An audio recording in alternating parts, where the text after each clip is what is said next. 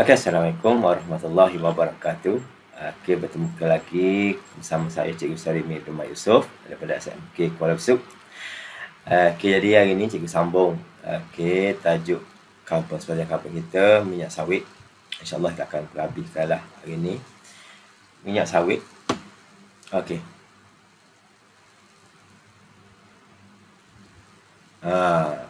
Minyak sawit kita dah minum, kita dah guna semua. Okey. Untuk kegunaan dia untuk minyak masak. Okey. Jadi sebelum kita pergi kepada minyak sawit tu, kita perkenalan dululah macam mana buah sawit. Sekarang ni ada ramai juga yang tak pernah tengok, tak pernah lihat pokok kelapa sawit. Jadi untuk pengetahuan awak, ni adalah gambar rajah. Ni gambar rajah buah kelapa sawit. Kita belah dalam. Kalau awak perasan, buah kelapa sawit ni, kalau sebut kelapa ni macam buah kelapa kot, buahnya buah kelapa. Okey.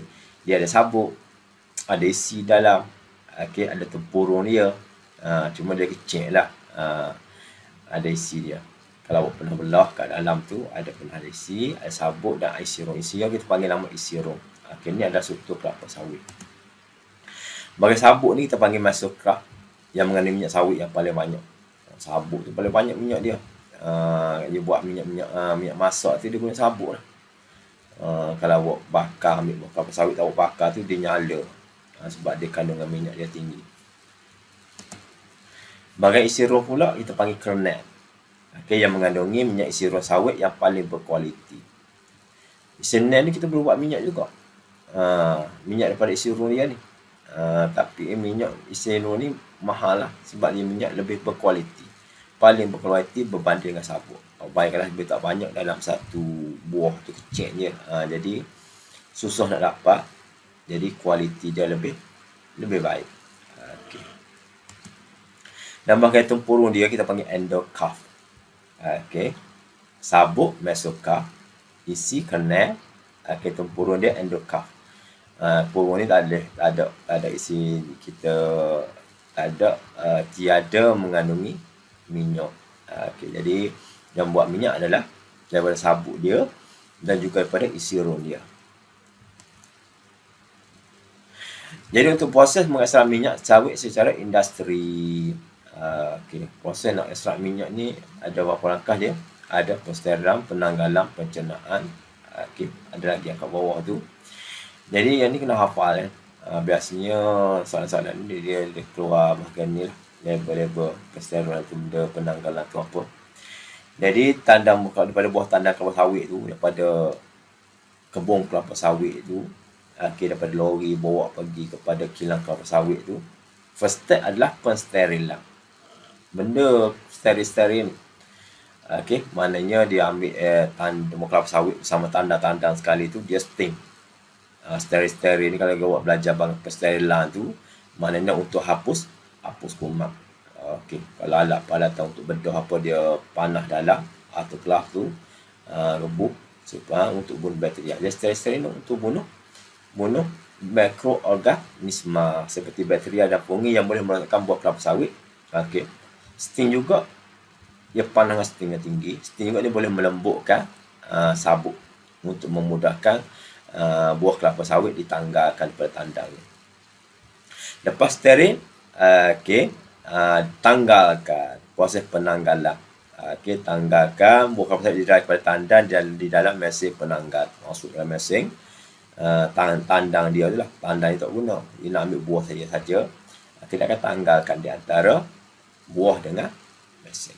Dengan dia punya tandang dia. Selepas tu kita panggil proses pencernaan. Buah kelapa sawit dipanaskan semula pada suhu yang tinggi dan dikacau dengan batang pemutang untuk menghasilkan sabuk daripada tempurungnya. Cerna. Steril, bunuh bakteria, tanggal, buang tandang. Cerna ni nak asingkan di antara sabuk dengan tempurung dia. Itu kita panggil cerna.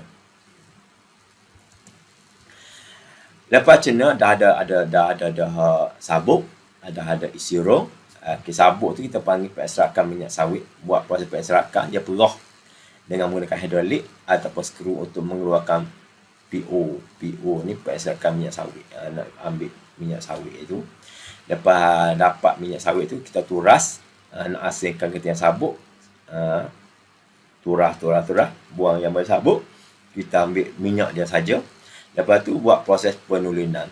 Tuling tu nak dapatkan minyak yang tuling untuk hilangkan dia punya bau, nak sikitkan asid yang menyebabkan PO jadi masak. PO ni minyak sawit, minyak yang kita ambil tadi. PO disalurkan melalui karbon yang diaktifkan untuk melunturkan warna. Penulinan ni ada 3 proses: hilangkan bau, sikitkan asid yang menyebabkan masam, dan melunturkan warna dia. Lepas tu barulah dapat PO tuling minyak kelapa sawit daripada sabuk. PO ni. Kalau isi rong pula tadi, lepas kita buat pencernaan tadi, isi rong kita namakan sebagai PKO, minyak isi rong kelapa sawit. Tempurung yang mengandungi isi rong dikukuh pada tekanan tinggi, kemudian isi rong diasingkan, isi rong dikering, dan PKO dalam diekstrak dengan penekanan hidrolik pada skum. Sama macam sabuk tadi, cuma dia buang tempurung dia dulu. Buang tempurung, ambil isi tu, dia pun kukus pada tekanan yang tinggi. Lepas tu turas, sama nak turas. Lepas turas dapatlah PKO tuling. Apa beza dengan ni? Yang PKO ni dah dapat yang dah tuling dah. Yang warna dia dah comel. Bau tak ada, sebab dia isi tu memang dia kualiti tu memang tinggi lah. Tu ada proses. So ada berapa proses tadi? Ada berapa proses? Kalau sabuk dia ada 6, 5 kali ni ada 4 kan. Cuba tengok semula. Ada 6 sabuk, steril, tangga, cerna, ekstrak, turas, tuling. Kali isi rong pula sama. Steril, tangga, cerna, ekstrak, turas. Kita adalah proses-proses bagaimana nak dapatkan minyak kelapa sawit daripada ambil daripada pokok kelapa sawit, bunguh dengan lori, bagi ke kilang, dan proses dia tu untuk mendapatkan minyak sawit. Jadi minyak sawit ni, komponen minyak sawit ada 2, ada asid lemak dengan gliserol. Asid lemak dan gliserol. Ini komponen utama dalam minyak kelapa sawit. Benda asid lemak dalam sini. Minyak sawit daripada 2 bahagian, iaitu gliserol dan pelbagai jenis asid lemak. Minyak sawit daripada asid lemak tepung seperti asid palmitik dan asid stearik, serta asid lemak tak tepung seperti asid olik dan asid linolik. Minyak sawit, kita tahu dah, kita belajar itu kan. Minyak sawit ni ada tepung, minyak dan tak tepung. Asid lemak tepung, asid palmitik dan asid stearik. Asid lemak tak tepung adalah asid olik dan asid linolik. Komposisi minyak sawit dan minyak sayuran lain. Kita tengok minyak sawit ni, tengok komposisi dia, perbandingan dia di antara minyak sawit dengan minyak sayuran lain. Kalau pergi kat pasar raya, minyak ni bukan dengan kelapa sawit saja. Ada minyak jagung, ada minyak sayur-sayuran lain, ada minyak zaitun. Ya, kualiti dia tak sama belaka kan. Kalau kita tengok minyak kelapa, kelapa pandang, kelapa dara kau. Nisbah lemak tak tepu dengan berbanding dengan lemak tepu 0.1, minyak kelapa, minyak jagung 6.7. Minyak zaitun 4.6. Minyak jagung lagi tinggi. Nisbah minyak tepu dengan minyak tepu dia. Tepu contoh dia bagi asid kaprik. Minyak kelapa ada asid kaprik, ada asid lauri, ada meristik, asid palmitik, dan asid stearik. Jadi minyak kelapa tu kandungan dia, batu minyak ni dia banyak, kalau lemak dia banyak. Kalau minyak kelapa apa tu. Sebab itulah kalau kita tidak digalakkan sangat makan makanan yang bersantang. Sebab lemak tepu dia banyak jenis. Kalau minyak jagung yang cuma ada asid palmitik dengan asid stearik. Ini adalah perbandingan di antara minyak sayuran lain dengan minyak kelapa sawit.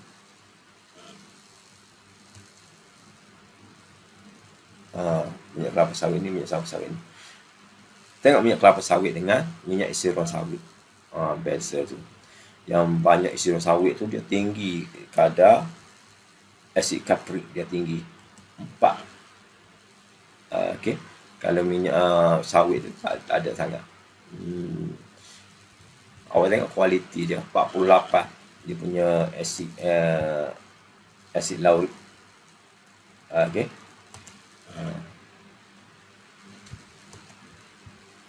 Sifat kimia bagi minyak sawit. Okey, sifat kimia dia 3 sifat kimia. Kita tengok dari segi pengoksidaan macam mana. Okey, daripada hidrolisis macam mana, dan penesteran dia macam mana. Okey, tengok satu-satu kejap lagi. Okey. Pengoksidaan. Sebut saja pengoksidaan ni adalah berlaku apabila molekul minyak sawit bergabung dengan oksigen dalam udara ataupun daripada bahan tindak bala ke dalam udara. Kalau biarkan minyak sawit dalam udara ni, macam mana dia akan berlaku pengoksidaan. Mana minyak tu akan bertindak balas dengan oksigen dalam udara. Okey. Itu nama dia pengoksidaan. Pengoksidaan minyak sawit menghasilkan radikal bebas dan sebatian berbahaya kepada kesihatan manusia. Sebab itulah kita tidak boleh biarkan sangat minyak jadi begitu. Okey, sebab dia boleh berlaku pengoksidaan. Pengoksidaan ni bahaya. Dia tidak baik untuk kesihatan.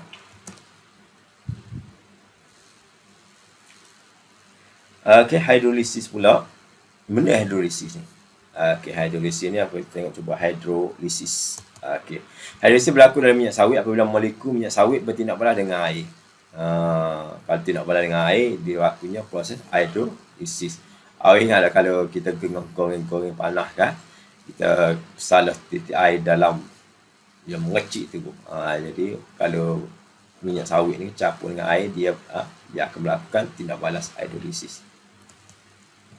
Dalam proses hidrolisis, tindak balas antara minyak sawit dengan air menghasilkan gliserol dan asid lemak. Awal masuk air dah itu gosok, minyak akan gosok sebab dia menghasilkan gliserol dan asid lemak. Okey, manakala tindak balas penesteran ni benda pula. Esteran ni berlaku apabila molekul asid lemak dalam minyak sawit bertindak balas dengan alkohol. Okey. Kalau pengoksidaan tadi bertindak balas dengan oksigen. Kalau hidrolisis, oksigen. Hidrolisis, hidro ni air. Sesnya dalam kuasa hidroelektrik. Hidro ni merujuk kepada air. Mana tidak? Air. Penesteran ni berlaku apabila molekul asid lemak dalam minyak bertindak balas dengan alkohol. Ester, molekul asid lemak bertindak balas dengan alkohol untuk menghasilkan ester. Jadi penesteran ni untuk menghasilkan ester. Okey, iaitu biodiesel minyak sawit. Itu untuk buat biodiesel minyak sawit, kita guna proses penesteran. Okey. Seterusnya adalah proses pengemulsian minyak sawit. Benda emulsi ni. Okey, emulsi minyak sawit merupakan proses minyak sawit dipecahkan kepada titisan minyak sawit yang lebih kecil. Minyak sawit itu kita nak pecahkan molekul dia tu, titisan dia tu. Titisan minyak sawit lebih kecil. Nak pecahkan molekul dia. Itu kita panggil pengemulsian minyak sawit. Okey. Ini meningkatkan jumlah luas permukaan minyak sawit. Semakin kecil dia punya saiz, semakin tinggi dia punya jumlah luas permukaan minyak. Apa itu? Apa itu?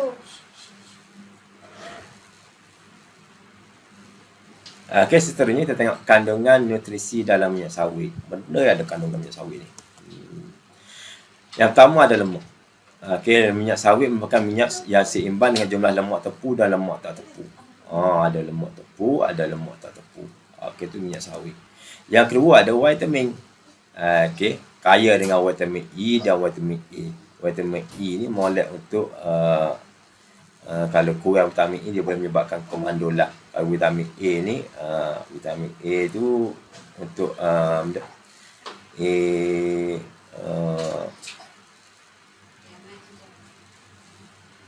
untuk penglihatan kita. Itu vitamin, kaya dengan vitamin E dan vitamin A. Kandungan nutrisi dalam minyak sawit ada benda lagi, antioksidan. Okey, minyak sawit mengandungi bahan antioksidan seperti karotena dan vitamin E yang menyebabkan dan menghentikan proses pengoksidaan. Okey, ada karotena dan vitamin E. Dia itu bahan-bahan yang boleh menghasilkan bahan antioksidan atau proses pengoksidaan maka. Okey, bahan-bahan dalam kandungan minyak sawit yang kurang pada 1% antara bahan yang terkandung dalam minyak sawit termasuklah sterol, fosfatida, teriteferik dan alkohol alifatik. Bahan ini menambah nilai nutrisi, kestabilan, memudahkan penapisan minyak. Okey. Dan penggunaan minyak sawit dalam bidang penjagaan kesihatan dan makanan. Banyak sebenarnya penggunaan minyak sawit ni. Okey, kita bukan buat minyak masak saja. Banyak lagi alat-alat makanan-makanan dan bahan-bahan yang terhasil daripada minyak sawit. Okay, selain dengan lemak tepu dan lemak tak tepu yang seimbang, minyak sawit mengandungi nutrien yang banyak yang sesuai dijadikan pelbagai jenis makanan. Seperti minyak masak, minyak sayuran, margarin, coklat. Ni semua sekali boleh dihasilkan daripada minyak kelapa sawit. Okay. Daripada minyak kelapa sawit kita boleh hasilkan sabun. Okay, minyak kelapa sawit ni kita juga boleh hasilkan sabun. Buat guna sabun-sabun ni. Sabun kita ambil minyak, campur dengan alkali. Ambil alkali. Pada zaman-zaman dulu, pada musim zaman-zaman sebelum ada sabun dulu, dia buat sabun ni dia guna campur lemak. Dia ambil lemak tak tepu tu, lemak haiwan ke. Okay. Dia campur dengan abu tempat bakar tu. Sebab abu tu adalah bersifat alkali tinggi. Dia ambil dia proses, dia akan menghasilkan garam asid lemak. Garam asid lemak itulah sabun campur dengan glycerol. Sekarang ni dia guna minyak tu campur dengan alkali. Contoh alkali natrium hidroksida. Campur dengan alkali, campur dengan minyak. Mudah je proses nak sabun. Kalau awak boleh buat sendiri sabun. Okey, ambil minyak masak tu awak campur dengan alkali natrium hidroksida. Okey. Lepas tu awak goncang. Dia akan menghasilkan garam asid lemak. Dua bahan tu je. Okay. Ada eksperimen macam mana kita nak buat sabun. Okey, benda pada sabun. Sabun yang berkandungan asid garam asid lemak lazimnya dihasilkan melalui tindak balas antara minyak sawit dengan alkali pekat. Okey, ataupun larut kalian hidroksida pekat seperti persamaan yang berikut ni. Komponen sabun macam mana sabun ni? Kita tengok tahu sabun ni guna untuk basuh. Macam mana sabun ni boleh menanggalkan kotoran? Kalau nak tahu macam mana fungsi sabun tu, kita tengok dulu. Kalau kita tengok betul-betul sabun tu, dia ada struktur dia macam gambar rajah belakang saya ni. Okey, gambar rajah belakang tu struktur sabun. Struktur sabun ni dia ada kepala dan ada ekor. Kepala ni dia larut dalam air, dia bersifat hidrofilik. Okey, ekor dia bahagian kita panggil hidrofobik. Dia larut dalam minyak. Tu struktur sabun tu. Okey. Bahagian kepala atau hidrofilik ada bahagian dapat berlarut dalam air yang terdiri pada kumpulan ionik. Kumpulan ion-ion. Bahagian ekor atau hidrofobik bahagian yang tidak dapat larut dalam air tetapi dia dapat larut dalam minyak ataupun grease. Bahagian ini terdiri pada rantaian hidrokarbon. Okey. Kumpulan kepala dia daripada kumpulan ionik. Okey. Ekor ni daripada rantaian hidrokarbon. Macam mana dia boleh buat? Dengan keadaan molekul dia hidrofobik dengan hidrofilik ni dia boleh buat bersih, menanggalkan kotoran. Kita tengok kejap. Apabila sabun larut dalam air, tegangan permukaan air akan dikurangkan. Maksudnya sabun tegangan permukaan. Nah, air ni dia ada ketegangan permukaan. Kalau awak tengok ketegangan permukaan tu macam mana, betul awak boleh tengok ada sini binatang awak jalan atas air. Dia boleh jalan sebab ketegangan permukaan air tu ada. Dia boleh menampung berat labor kita panggil kumbang ke serangga tu. Ataupun awak boleh ambil kelip kertas, awak letak perlahan atas air, dia akan terapung juga. Sebab ketegangan permukaan air ni memang kuat jugalah. Okey. Jadi apabila kita letak sabun akan mengurangkan tegangan permukaan air. Lepas tu apa yang berlaku? Permukaan air dibasahi oleh air sabun secara menjadi. Sebab itulah kalau letak sabun tu, awak letak sabun, letak baju, dia akan merosak, basah lalu. Kalau awak tak letak sabun, awak kena celur gitu, dia payah nak merosak. Sebab air ni ada, dia punya ketegangan permukaan dia agak tinggi lah. Okey. Jadi macam mana tindak balas permukaan pencucian sabun? Tengok molekul sabun. Bagi ekor molekul sabun yang hidrofobik ni akan melarut melekat dalam kotoran bergeris pada permukaan tadi. Ingat adik, ekor dia larut dalam lemak, kepala dia larut dalam air. Jadi apabila awak masukkan sabun ke molekul dia, ekor dia akan larut dalam lemak-lemak dalam kotoran geri-geri tu. Okey. Manakala bahagian hidrofobik melarut dalam air, kepala dia pula larut dalam air. Okey, jadi dia masuk pada permukaan tu, apa yang berlaku lepas tu? Okey, selepas kita goncang ataupun mesin basuh tu berpusing, okey, menyebabkan molekul tadi akan menarik kotoran keluar daripada permukaan kain. Yang larut tu, ia larut dalam geris tu, dia melekat tu situ. Okey, dia akan keluar, tarik keluar. Jadi kotoran pun akan tertanggal lah. Tindakan menggosok atau memberus kain akan meninggalkan kotoran geris daripada permukaan kain untuk menjadi titisan geris yang dikelilingi oleh molekul sabun dan terampai di dalam air sabun. Dan akan terapung dalam air sabun. Okey. Itu adalah tindak balas pencucian sabun. Buih sabun yang dihasilkan oleh air sabun memerangkap titisan geris di dalam air sabun. Sifat dia menghasilkan buih. Buih ni akan memerangkap kotoran-kotoran kering tadi supaya dia tak melekat di kain. Okey, dia akan melekat lagi. Apabila air sabun dan buih dibuang semasa membilas, kotoran bukit turut dibuang bersama. Lepas kita bilas mesin basuh tu, lepas air terapung tu, kita buang air, keluar sama sekali lah. Maka kotoran pun dapat keluar lah. Dengan cara ini sabun meninggalkan kotoran bukit dan membersihkan kain. Itu cara pencucian sabun. Okey, jadi yang last sekali adalah pengurusan lestari dan kepentingannya dalam industri kelapa sawit. Okey, penggunaan tanah, air sisa, kualiti udara, sisa kelapa sawit. Kita tengok satu-satu. Penggunaan tanah ni macam mana. Jadi penanaman semula dilakukan untuk mengoptimalkan penggunaan tanah semula supaya tanah semula dengan lebih comel, lebih teratur supaya kita dapat mengoptimalkan penggunaan tanah. Okey, jadi air kumpulan sisa kilang minyak sawit tu, okey, yang dihasilkan oleh proses pensterilan dijadikan baja organik dan bahan tenaga biogas. Air buah tu ada kelebihan dia pula. Dia kumpul. Okey, jadikan baja organik dan bahan tenaga biogas. Okey. Manakala kualiti udara tu kualiti udara meningkat bila karbon dioksida diserap dan oksigen dibebaskan oleh pokok kelapa sawit semasa menjalankan fotosintesis. Awak tengok pokok kelapa sawit ni memang luah lah, saujana mata memandang kan. Jadi apabila pokok banyak ni, kualiti udara tu comel lah, sebab sifat pokok ni, tumbuhan-tumbuhan hijau ni, dia akan melakukan fotosintesis. Dia akan seduh karbon dioksida, dia akan bebaskan oksigen. Jadi kualiti udara dia akan lebih seimbang. Jadi itu kelebihan antara kelebihan penanaman kelapa sawit ni. Okey. Jadi sisa kelapa sawit buat pula hak tandang-tandang hak proses-proses tadi, hak tandang hak buang tu selepas proses benda tadi. Kalau buang nak hasilkan tandang tu, penanggalan tu. Okey. Ia ada guna pula. Pengurusan industri kelapa sawit yang dilestari lazim mengamalkan konsep sifat sisa dengan menggunakan sisa kelapa sawit kepada pelbagai jenis produk yang berguna. Guna tu, dia tu banyak boleh guna. Antaranya dia boleh guna sisa tu, okey, dia boleh buat pelepah dijadikan baja. Pelepah tandang biasanya, pelepah kelapa sawit tu dia boleh buat proses untuk jadi baja. Batang pokok sebagai bahan gantian kayu. Lepas tu tandang kosong dia akan kompos. Kompos ni baja untuk tanam. Orang nak tanam biasanya kalau orang nak nanam pokok-pokok, dia akan diambil lah tanda-tanda kosong tu, dia proses untuk menjadikan baja kompos. Tempurung dibakar untuk mendidihkan air. Tempurung tu bukan buang saja, tempurung kelapa sawit tak ada kecil-kecil tu. Kita cuba ambil sirun je. Tempurung tu memang tak ada minyak. Tapi tempurung ni dia akan dibakar yang untuk mendidihkan air untuk proses tu lah boleh guna belaka. Dan sabut jadikan pemaidani dan tekstil. Boleh guna buat pemaidani pula sabut-sabut tu.